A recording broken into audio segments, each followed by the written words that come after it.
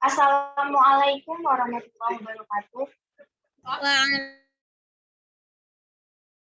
Waalaikumsalam warahmatullahi wabarakatuh.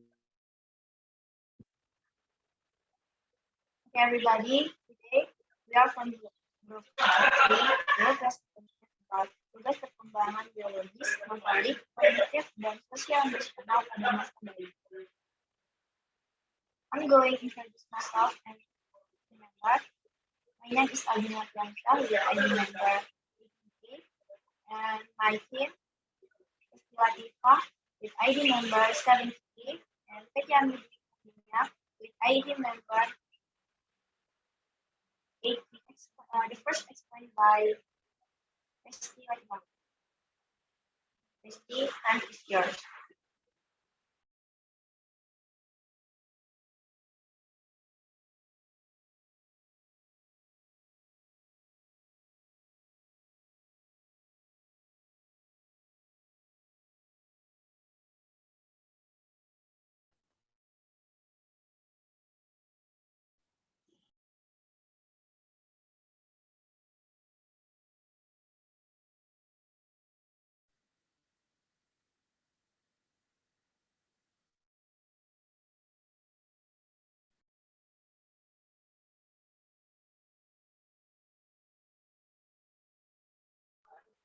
Next slide.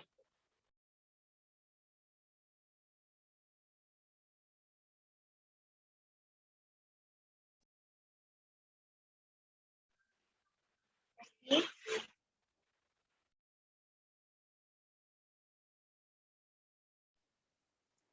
Yang pertama, tugas perkembangan biologis pada masa bayi. Pada masa ini, pencapaian utamanya yaitu pembentukan konsep atau keajekan objek dan kemajuan bertahap dan perilaku refleks ke perilaku yang diarahkan oleh tujuan. Hereditas tidak hanya menyediakan fasilitas kepada anak yang baru lahir untuk menyesuaikan diri dengan dunianya, lebih dari itu, hereditas akan mengatur waktu jalannya perkembangan pada tahun-tahun mendatang. Inilah yang dikenal dengan faktor kematangan internal.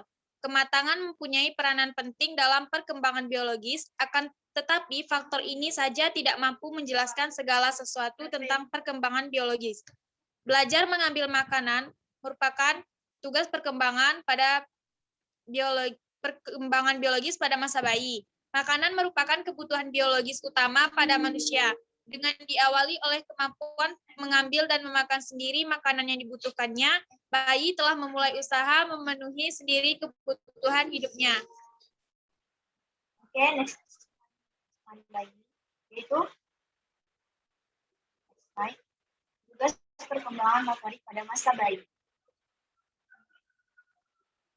Pada awalnya, semua bayi mempunyai perilaku bawaan disebut tindakan refleks atau refleks. Sentuhan bibir anak yang baru lahir dan bayi pun akan mulai menghisap telapak jari Anda dan ke telapak tangan bayi, dan bayi itu akan menggunakan perilaku ini dan lain adalah bawaan dan merupakan landasan yang berdasar pada skema pertama. Bayi segera belajar menggunakan gerakan refleksi untuk menghasilkan pola perilaku yang lebih menarik dan intensional. Pembelajaran ini pada awalnya terjadi secara kebetulan dan kemudian melalui upaya uji coba yang lebih intensional. Menurut Piaget, pada akhir tahap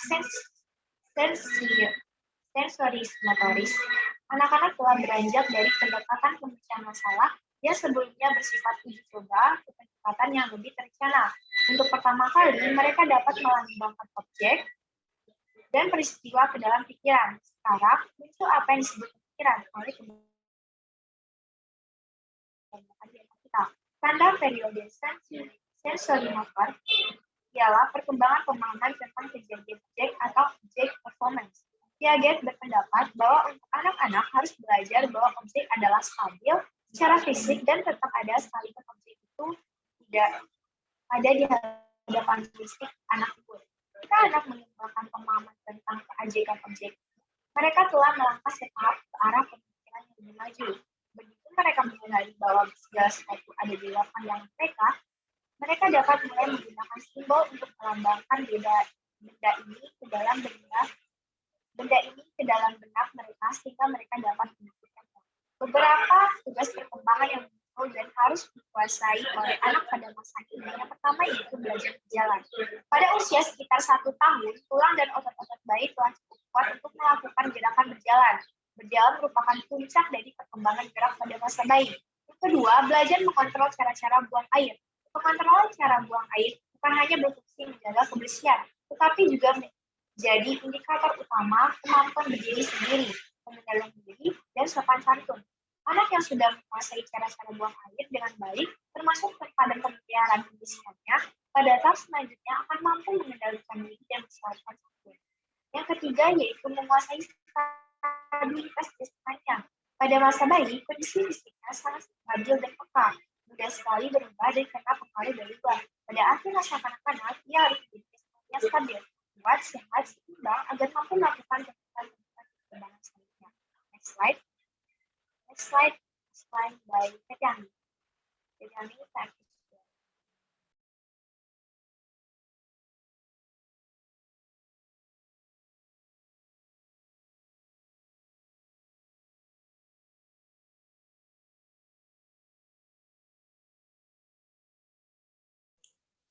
Selanjutnya, tugas perkembangan kognitif pada masa bayi.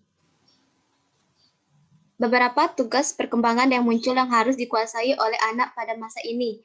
Yang pertama, belajar membedakan mana yang baik dan tidak baik, serta pengembangan hati nurani. Pergaulan hidup selalu berisi dengan landasan moral. Sesuai dengan kemampuannya, anak dituntut oleh mengetahui mana perbuatan yang baik dan mana perbuatan tidak baik. Lebih jauh, ia dituntut untuk melakukan perbuatan yang baik dan menghindarkan perbuatan yang tidak baik. Diharapkan perbaikan ini menjadi bagian dari hati nuraninya. Yang kedua, belajar berbicara. Berbicara merupakan alat berpikir dan berkomunikasi dengan orang lain. Melalui tugas ini, anak mempelajari bunyi-bunyi yang mengandung arti dan berusaha mengkomunikasikannya dengan orang-orang di sekitarnya. Melalui penguasaan akan tugas ini, anak akan berkembang pula kecakapan sosial dan intelektualnya. Yang ketiga, belajar mengetahui jenis kelamin. Dalam masyarakat, akan selalu ditemui individu dengan jenis kelamin pria atau wanita. Walaupun ada tugas yang berbeda, anak juga harus mengenal jenis-jenis kelamin ini baik ciri-ciri biologisnya maupun sosial kulturalnya, serta peranan-peranannya. Pengenalan tentang jenis kelamin sangat penting bagi pembentukan peranan dirinya serta pembentukan bentuk perlakuan dan interaksi baik dengan jenis kelamin yang sama maupun yang berbeda dengan dirinya. Yang keempat, memiliki konsep sosial dan fisik maupun masih sederhana. Anak hidup dengan lingkungan fisik dan sosial tertentu agar dapat hidup secara wajar dan menyesuaikan diri dengan keadaan dan tuntutan dari lingkungannya. Anak dituntut untuk memiliki konsep-konsep sosial dan fisik yang sesuai dengan kemampuannya. Anak harus sesuai dengan mengetahui apa itu binatang, manusia, rumah, baik, jahat, dan lain-lainnya. Oke, next slide.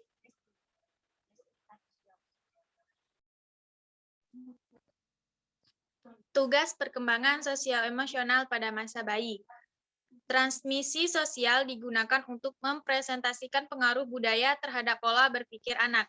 Penjelasan dari guru, penjelasan orang tua, informasi dari buku, dan meniru merupakan bentuk-bentuk transmisi sosial. Beberapa tugas perkembangan yang muncul dan harus dikuasai oleh anak pada masa ini ada dua. Yang pertama, memiliki konsep sosial dan fisik walaupun masih sederhana. Anak hidup dalam lingkungan fisik dan sosial tertentu. Agar dapat hidup secara wajar dan menyesuaikan diri dengan keadaan dan tuntunan dari lingkungannya, anak dituntut memiliki konsep-konsep sosial dan fisik yang sesuai dengan kemampuannya. Anak harus sudah mengetahui apa itu binatang, manusia, rumah, baik, jahat, dan lain-lain. Kemudian yang kedua, belajar hubungan sosial yang baik dengan orang tua serta orang-orang dekat lainnya. Karena akan selalu berhubungan dengan orang lain, baik dalam keluarganya maupun di lingkungannya. Maka ia dituntut untuk dapat membina hubungan baik dengan orang-orang tersebut. Anak dituntut dapat menggunakan bahasa yang tepat dan baik, serta bersopan santun. Okay, do you have any questions, everyone?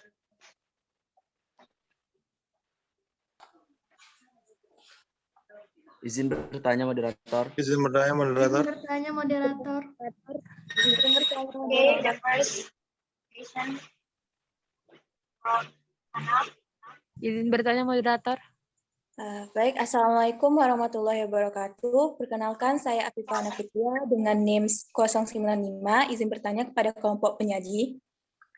Bagaimana membedakan seorang bayi itu mengalami keterlambatan perkembangan motorik dan bayi yang mengidap autis karena ciri-ciri dari keduanya hampir sama. Lalu bagaimana cara mengatasi masalah motorik pada bayi? Sekian, terima kasih. Thank you for your question. Izin bertanya moderator. Izin bertanya moderator. Okay. Next. Assalamualaikum warahmatullahi wabarakatuh. Waalaikumsalam warahmatullahi wabarakatuh. Perkenalkan, nama saya Muhammad Ilham, NIM A1D1280 dari kelompok 4. Di sini pertanyaannya pada bagian motorik, di situ kan ada poin yang menguasai stabilitas jasmania. Nah, apakah ada dampak yang bisa menyebabkan jasmania itu tidak stabil dan bagaimana dampak ke depannya terhadap bayi tersebut? Terima kasih. Wassalamualaikum warahmatullahi wabarakatuh.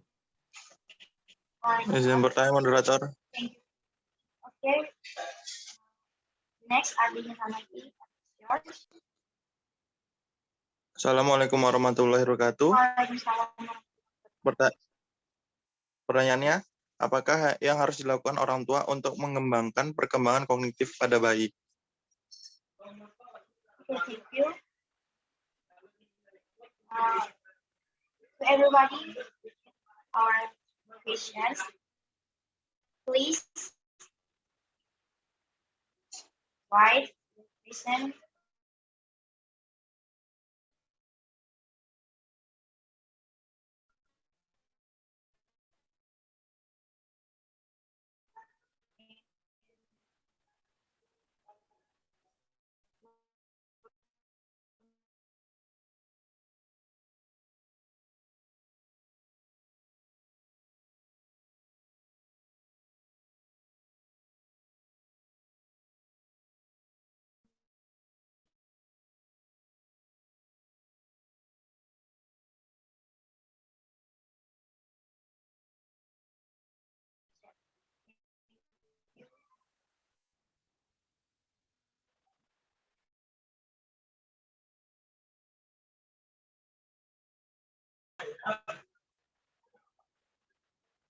Apa yang harus dilakukan oleh orang tua untuk mengembangkan perkembangan kognitif pada bayi?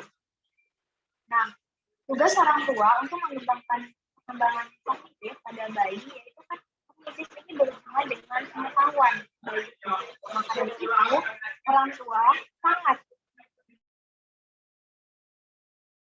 diperlukan untuk mengembangkan hal kecil, pengetahuan kecil seperti untuk makan menggunakan tangan kanan, untuk melakukan hal-hal yang baik atau sopan, gunakanlah tangan kanan untuk mengambil atau menyelesaikannya. Lalu karena bayi masih kecil, misalnya untuk umur 2 tahun, umur baru lahir sampai 2 tahun, kan adalah umur dari bayi kan. Lalu pada masa itu orang tua bisa mengembangkan anaknya untuk mulai mengajarkan hal-hal kecil mengenai kesopanan, misalnya bertemu dengan orang yang lebih tua untuk menyampaikannya atau salam kepada orang tua, itu adalah bentuk suatu pengetahuan kecil yang sangat bermanfaat nanti pada masa perkembangan anak selanjutnya. Dan itu juga saya bagaimana saudara Adina.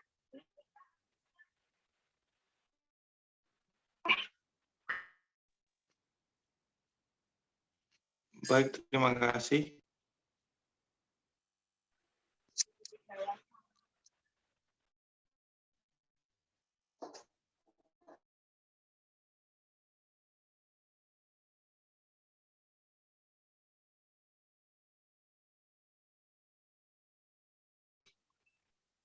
Oke. Saya akan menjawab pertanyaan dari Muhammad Ilham.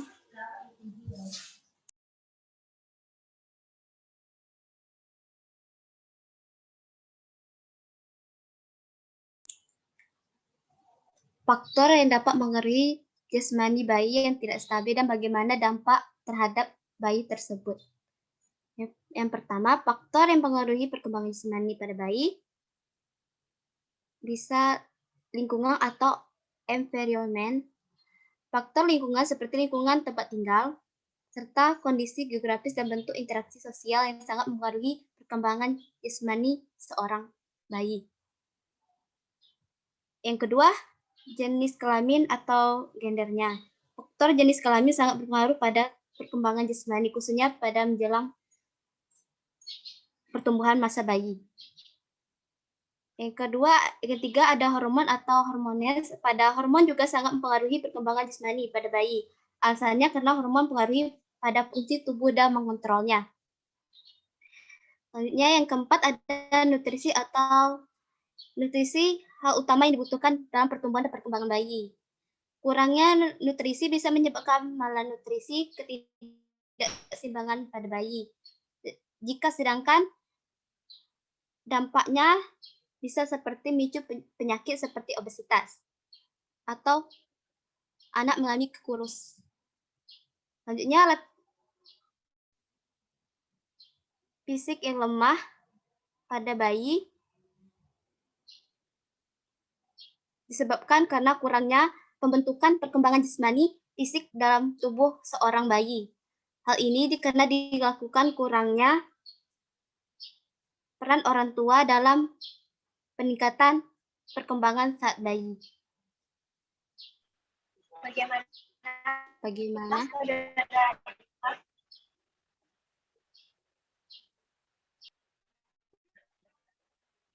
Terima kasih atas jawabannya PT Ami. Bagaimana?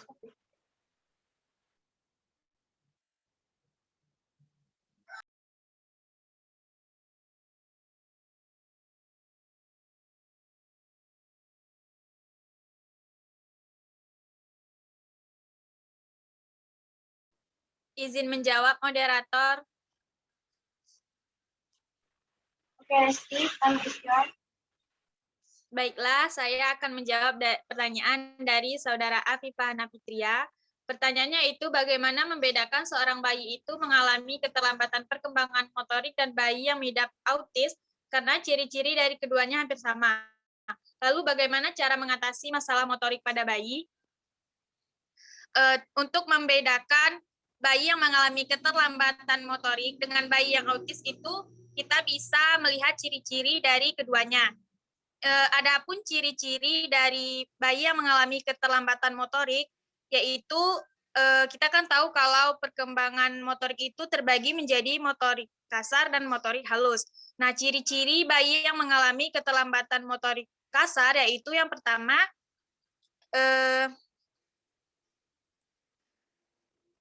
gerakan yang asimetris atau tidak seimbang, misalnya antara anggota tubuh bagian kiri dan kanan. Kemudian menetapnya refleks primitif atau refleks yang muncul saat bayi hingga lebih dari usia 6 bulan. Kemudian yang ketiga, hyper atau hipotonia atau gangguan tonus otot. Yang keempat, hyper atau hiporefleksia atau gangguan refleks tubuh. Yang kelima, adanya gerakan yang tidak terkontrol. Kemudian tanda bayi mengalami keterlambatan motorik halus, yaitu yang pertama, bayi masih menggenggam setelah usia 4 bulan. Kemudian adanya dominasi satu tangan sebelum usia 1 tahun. Kemudian eksplorasi oral seperti memasukkan mainan ke dalam mulut.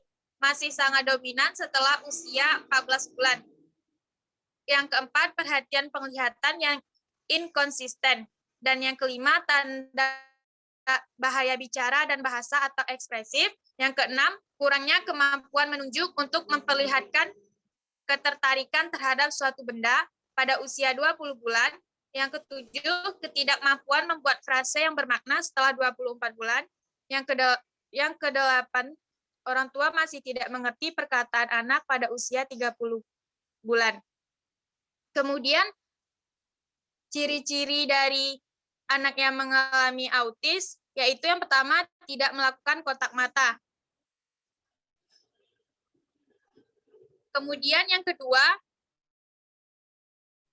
tidak merespon saat diajak berinteraksi. Yang ketiga, tidak mengoceh.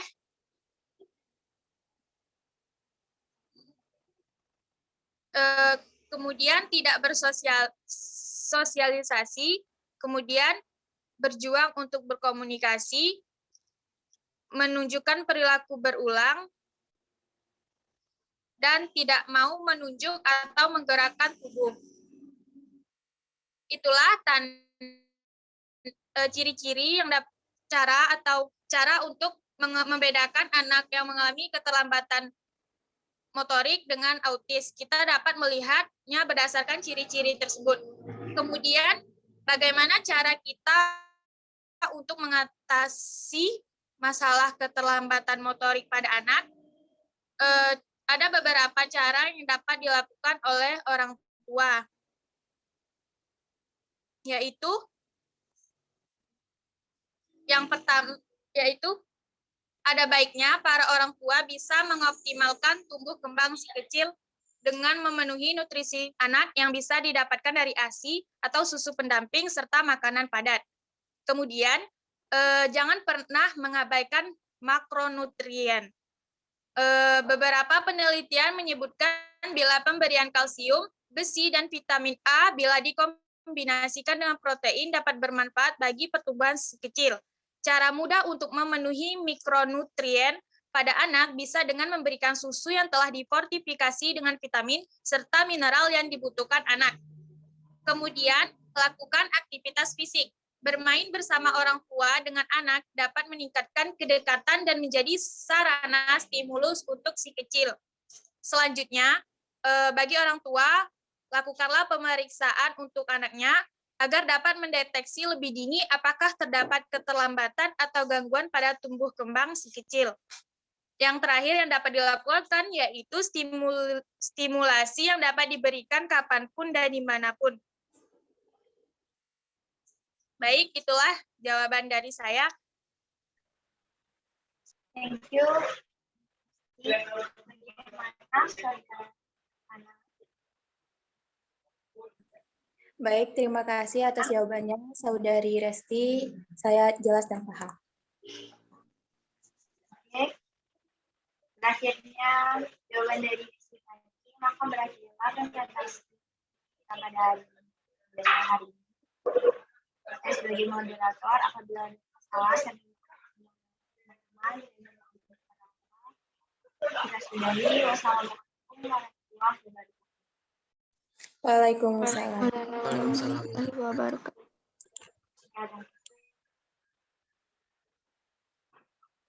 Okay, everyone, thank you for your attention, and I hope you always stay healthy, everyone. And thank you so much for your attention. Assalamualaikum.